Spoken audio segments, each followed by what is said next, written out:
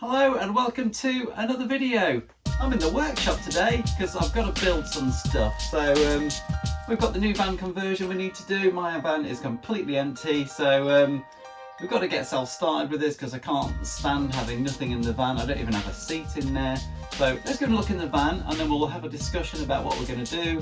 And I think we'll just start off with one part and then we'll just keep building on. So this is probably going to be a few videos to get this sorted. So yeah, let's go look at the van and see what we're dealing with. So here we go, we're starting at ground zero. The van is completely empty. It's a bit of a sad sight, but hey, we can build something great from this, let's hope. My first thought is to build the seat back into the flatbed, but I think the first thing I'm going to do is build the small seat behind the passenger seat. So I go in the garage and I knock up a small seat. There we go. And now that looks pretty good. So I'm mocking up an idea I've had. I'm not sure if it's a good idea. And oh, hello, what's this? This is a second seat. Crazy, right? So I'm thinking, could I do 4 people sat down inside the van? I'm not sure. Is it a good idea? I don't know, because you end up with a really tiny kitchen unit and obviously a little bit less cupboard space. So I'm not entirely sure. So I think the best thing to do is put a seat in, just to give us a general idea of the size. And there we go, a lovely seat. Now, as you can see, this seat is, well, this is the seat that the guys gave me when I made the conversion for them, and it's a split seat, this one. So as you can see, it's got the 2 sides on it, so you can operate both of them. I'm not sure this seat will actually work for the flatbed system, so I'm kind of just having a go and see what happens. But this is kind of like an idea I've got, so let's roll with it and see where this journey takes us.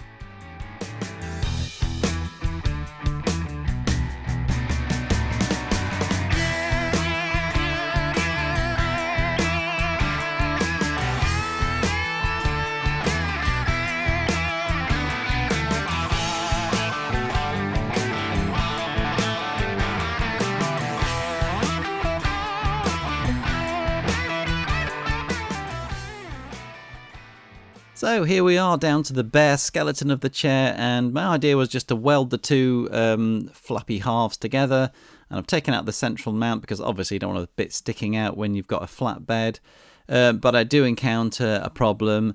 The mechanisms on each side don't allow you to just press one lever and flap the back part down. You have to operate each one, so there's no way of connecting them together.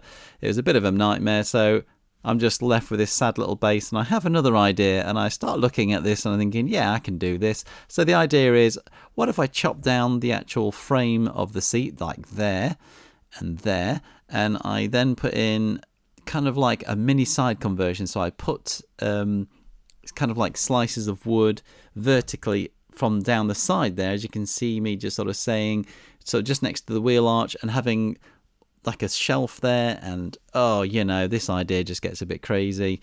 And I just see so much space being wasted in these bongos sometimes, but you know what, this doesn't really work out as well. And I'm thinking, oh, I could put the fridge over here. Look at me getting all excited. Oh, I think I can put it into that recess there, and I can make a whole side panel. Stop, Ian, stop now. You're an idiot. You're an absolute idiot. For God's sakes, don't start chopping up the chair.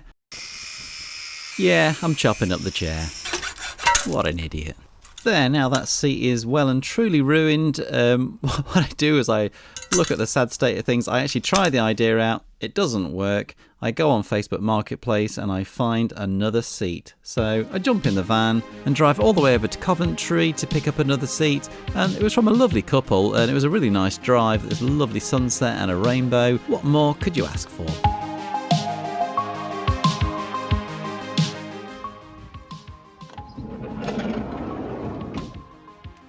So here is our new seat. It's looking pretty nice actually. It's a good looking seat, and this seat has a full back. It's got a solid back, so it doesn't have any of that split seat nonsense. So this is the only way that I can see to build one of these beds.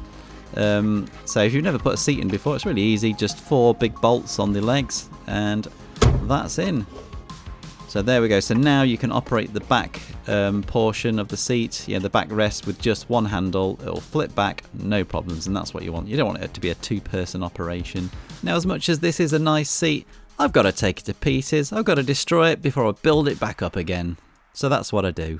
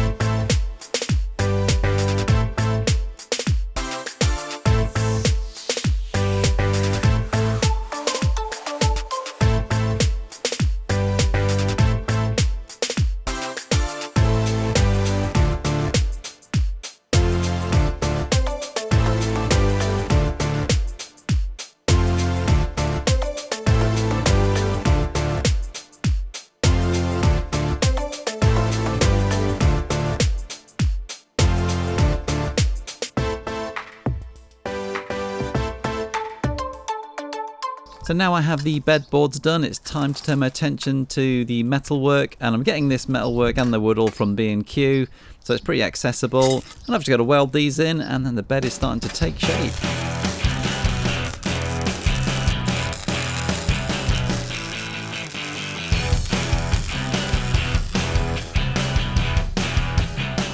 So it's back to a bit of woodworking, and I'm just chopping out the face panel now, so that's just going over the arches and for the drawer front. So as you can see, I've just test fitted it, and it is a bit of a tricky piece to make that to go over the arches cleanly, but a bit of tinkering and you get there in the end. So the next thing I built was the actual drawer. So I've built the box, which is effectively what it is, and when you build a box, what happens is, well, a cat appears in it every time, magically. And so we'll just stop and just admire the beautiful cat. Aww. So I whack the old drawer into its home, and that's looking real cool, and it's just like it was before. Nice and big. That is absolutely perfect. As you can see, I've got the runners and everything in there. So, and I've got to turn my attention now to something I did for the guys, that conversion that I did. Which was to build access hatches in the bed seat. And now this helps because if it's in bed mode and you can't get into the drawer by pulling it out, you can actually pull up a little access hatch and get in from the top.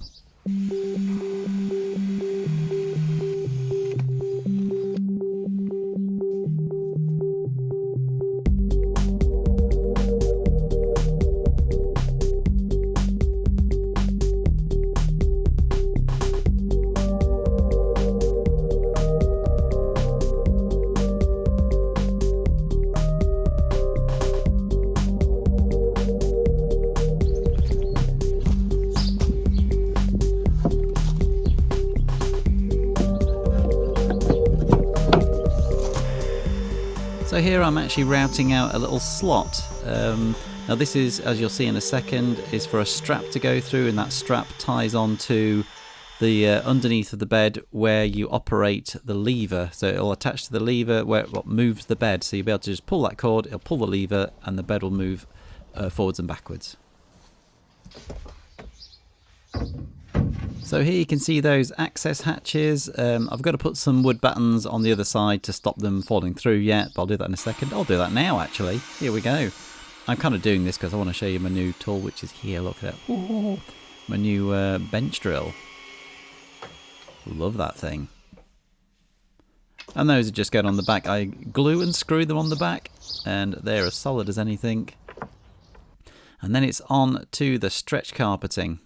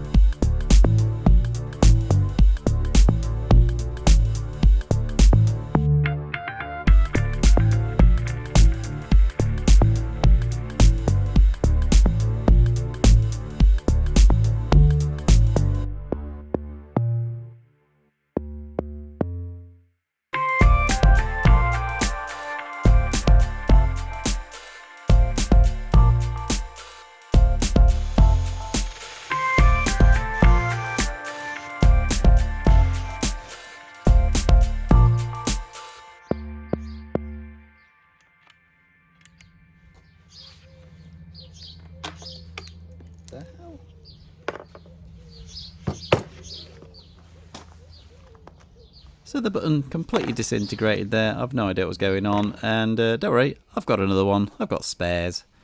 We're getting towards the end now of building the bed, and it's just the final touches of putting the front panel on.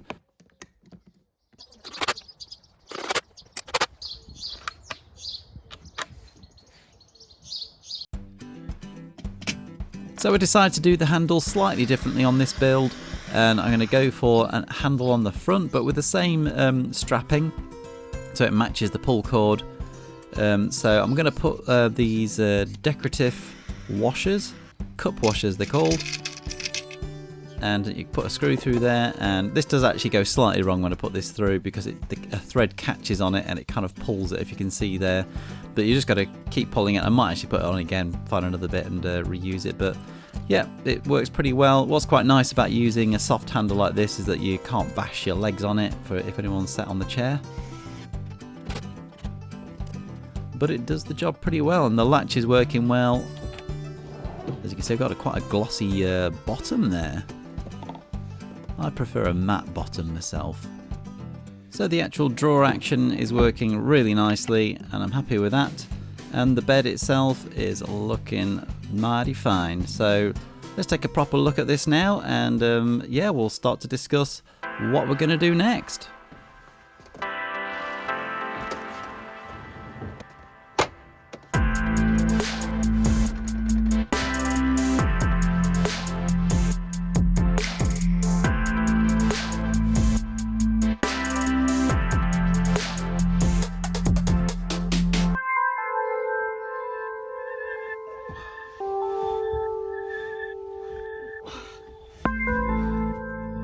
So one thing that I am going to need is obviously some kind of foam mattress. So unlike last time, I'm actually going to order some proper high density foam mattress, and I'm going to get it all cut to shape, and I'm going to have a go at properly stitching it all together, and hopefully that'll be way better. And I'll make it all match.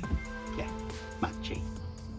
So everything's looking really good. I'm really happy with how flat the bed is. I think it's gone slightly flatter than last time, so that's really good. Obviously this is only a portion of the bed. We've got to make up the rest of the bed with the back box. So I'm thinking of doing the back box again. So because I did have the L-shaped seating, might do the L-shaped seating, not really sure yet. So kind of like touching on the beginning of the video where I was trying the other layout, I'm not sure I'm going to do that. Even though I can see advantages in certain ways, I think it'll be too many disadvantages. So I'm going to stick with what I had before with the little kitchen unit. But one thing I'm going to do is kind of the idea I was saying about putting panels on the sides of the van when I was going to shorten the bed base in, because I was actually going to turn the bed base into a rock and roll bed, but it just wasn't, there wasn't room for it. It's just never going to work. But I might sort of do like a mini version of that, and on the side here I might actually put a panel there and take out the plastic trim, because there is a lot of room behind this panel, and we'll have a quick look at that now. But I'm going to take all of the heater matrix and all the kind of aircon stuff out of there, because it's never worked. Quite often they do break down in these vans, so a lot of people do take them out, and there's a huge amount of space down there. And I'm going to try and access it and use it for my own sort of cupboard. So I think if I just put one panel on that side, that's going to be really cool, and maybe connect it up with the kitchen unit, and then that'd be like a huge amount of cupboard space. That's going to give me a lot of extra space. And down in that little well, I'm thinking that's where I'm going to put my diesel heater. So yeah, I think maybe in the next one, in the next video, I might actually take all that stuff out, see what's involved in that, and get that prepared, ready, because I've got the wood ordered for my kitchen for the new conversion. So I'm going with lightweight plywood, so it's got the laminate face on it, so it's really hard wearing and scratch resistant and everything. So that should hopefully look like a million times better, and it'd be nice to work with and everything. So I'm still waiting for the order to arrive, so I can't wait for that to get here. So yeah, so we'll look out for the next video, and hopefully we'll be taking some of all this kind of stuff out, and it'll be excellent. And yeah, I hope you enjoyed this one, and yeah, we'll see how far we get next time with the conversion. So thanks for watching, and I'll see you in the next one. Thanks, cheers.